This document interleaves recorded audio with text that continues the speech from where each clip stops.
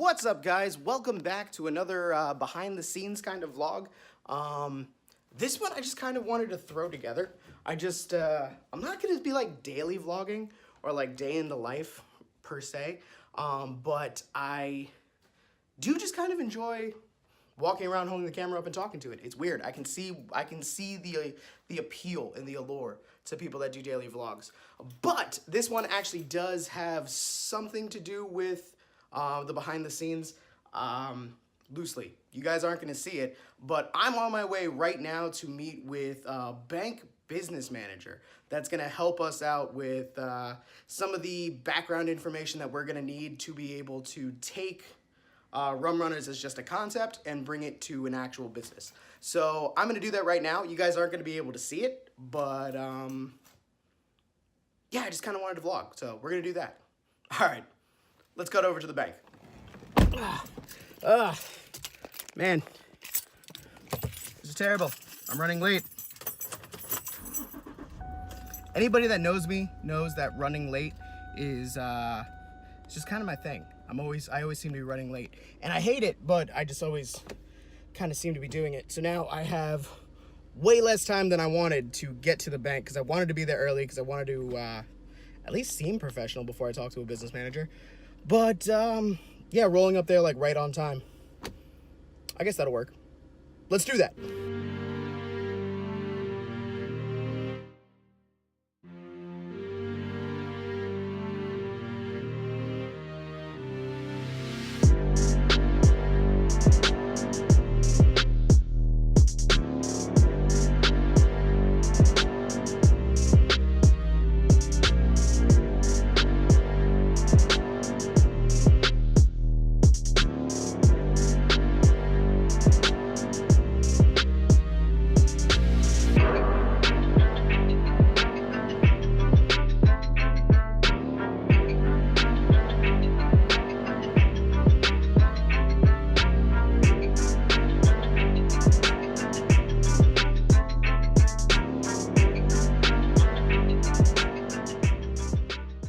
So I just pulled up to the bank. I got here like literally on time.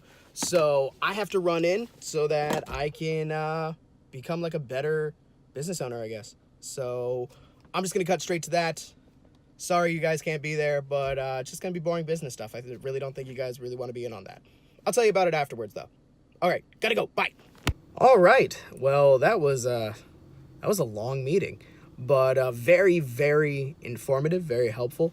A lot of the things that were discussed were, I mean, there's a lot of boring business stuff, but when you're starting something like this, it's necessary. So now that I have the information, I think it's really going to help us when it comes to growing. So this was a very, very important thing to happen, a very, very important meeting. And honestly, if the person who I had the meeting with ever sees the video, thank you, and I appreciate all of the information and all of the help, because this is just going to only help this company, this channel, every single thing that we stand for and that we want to do. It's only really going to help us grow. So now at this point, it's like 1:30. So I haven't eaten all day, so I'm going to go get something to eat, and I don't know, kind of have the rest of the day. Maybe I'll go see a movie. I'm a filmmaker. Maybe I should do that. Yeah, let's figure it out. All right. Bye. See, every time I need to go get something to eat, there's a part of me that goes, I want to be healthy. I want to eat healthy. I want to get in shape. And then there's the other part of me that goes, I want something right now. And then I always find myself at places like McDonald's. I'm really going to have to change that at some point, since I am kind of online and doing stuff and people are seeing it. I need to get in shape, which means I gotta stop eating stuff like this. But for right now, I'm just hungry and I want it now. So I'm gonna order some really unhealthy food. All right, so I just ate, and yeah, I decided that I'm gonna go see a movie. So I'm at the movie theater right now. Movie's about to start in like 2 minutes, as I stated before. I'm always late for everything. So I'm gonna go see Fantastic Beasts: Crimes of Grindelwald. So I will let you guys know what I thought of it afterwards.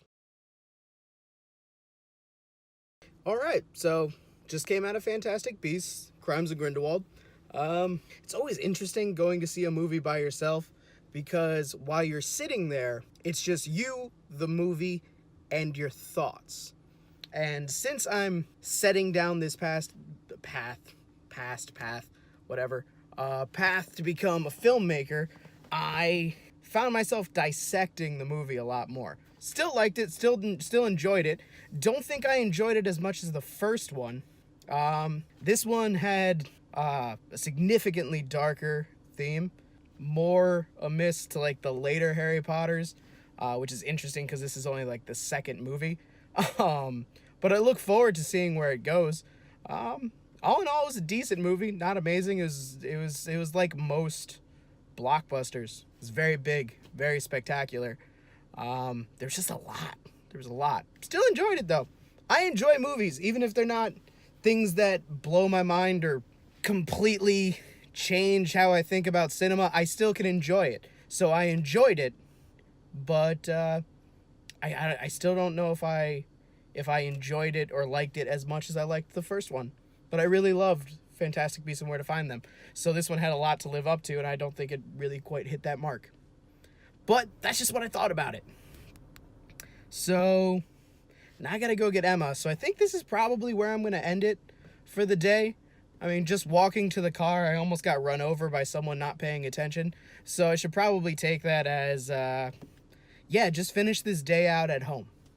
So I'm going to do that. And as a note, if you are in a parking lot, look behind you before you go in reverse, because there might be a person crossing and you might hit them, which nearly just happened to me. So I'm going to go get my daughter. I'm going to go home and I'm going to just relax. And this was just a fun little interesting thing to do.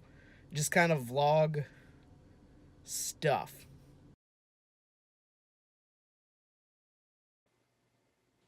So I kind of felt compelled to kind of do a continuation of what I was saying, because I don't want you guys to take it the wrong way. I don't want you to think that I didn't enjoy Fantastic Beasts, Crimes of Grindelwald.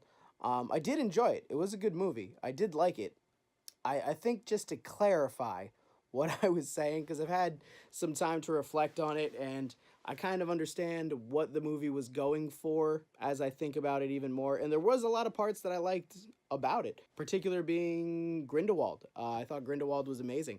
I think how they developed him as a character was incredible. Actually, I think they developed him too much, because I think that he is portrayed as way stronger than Voldemort ever was. So if you're a fan of the series and you're like, oh man, Voldemort's so badass, Grindelwald kind of makes him look like a bitch, because he totally has way more spells that seem way more effective, and he's just really charismatic and really genius.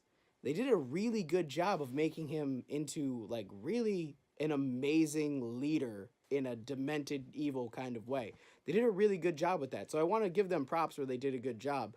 Where I think the movie fell flat, at least for me, and it kind of seems like from everything that I read on the internet, everyone kind of has the same consensus. There was just a lot. And I said that in the earlier part of this video where I just went, it was like a blockbuster. There was a lot. And I just said a lot because my brain was, still kind of firing off from seeing the movie. But what I meant by a lot was there was a lot of plot going on all at the same time. The great thing about the first movie was everything that was happening was together. You had the core characters always together, so it was always focusing on them. So them as characters, as they developed and went through the story, each person kind of developed, and you got to see it. And because of the fact that it was so focused, that's what made it so great. And also on top of that, the beasts, which were my favorite part of Fantastic Beasts and Where to Find Them. In this movie, beasts were somewhat lacking. I don't want to give away any spoilers or anything like that, but I will just say there wasn't as many as the first one, which makes sense because in the first one, Fantastic Beast was humongous in just the title card, and Where to Find Them was very small. In this one, Fantastic Beasts was really tiny. It was just really small right at the top. And then Crimes of Grindelwald, which is really, what the focus was, kind of, was very, very large. So they kind of let you know right off the bat that Fantastic Beasts, they were going to be more of a a side portion to it. So I can't really fault them too much for that, even though that was honestly what probably my favorite part of the first one. But I feel like they tried to throw too much plot in too many different directions. They were setting up future movies, which I think as an aspiring filmmaker, it really helps to keep that in mind. So anybody who is kind of on the same journey as me, keep that in mind. If you are doing something and you have in your brain sequels, don't make a movie or a video or anything like that for the explicit intent of, oh, this is going to be great when you see where I'm going.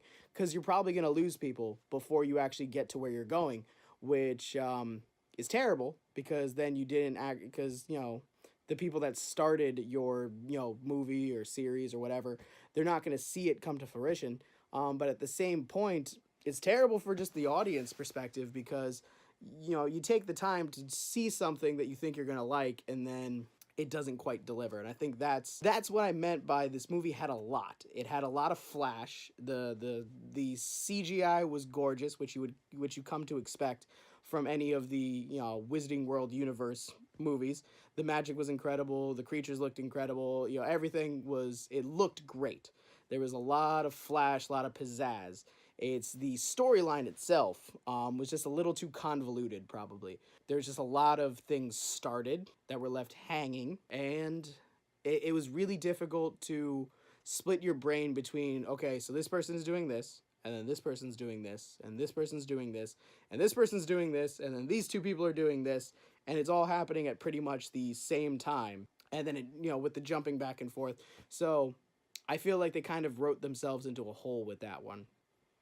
I think that's the expression that I wanted to use.